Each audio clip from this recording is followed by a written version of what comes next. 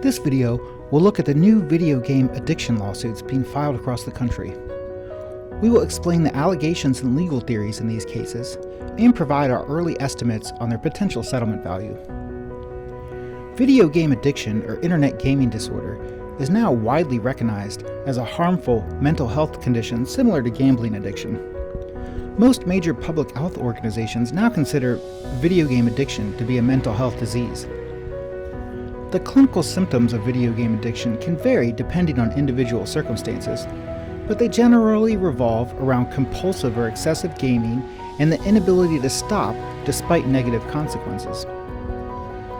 Lawsuits are being filed nationwide by young individuals and their families who've suffered harm due to video game addiction.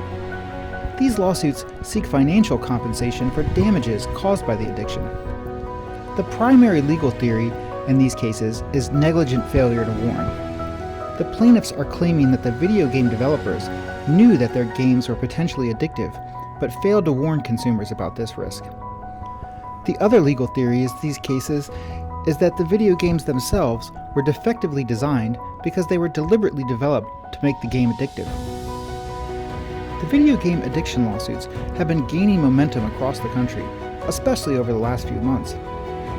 The cases have not been consolidated into a class action MDL, so we don't really know exactly how many cases have been filed, but the number is probably in the hundreds. The video game addiction lawsuits are in their very early stages, and these are new and somewhat unique legal claims. That makes it very difficult to predict the potential settlement value of these cases, but we can offer estimates based on assumptions about how they'll play out. Settlements in these cases will likely follow a tiered structure where individual payouts are based on the severity of injuries and the strength of each plaintiff's case. Plaintiffs with the most serious injuries in the strongest cases will be in the highest tier, while those with less severe injuries will fall in the lower tiers.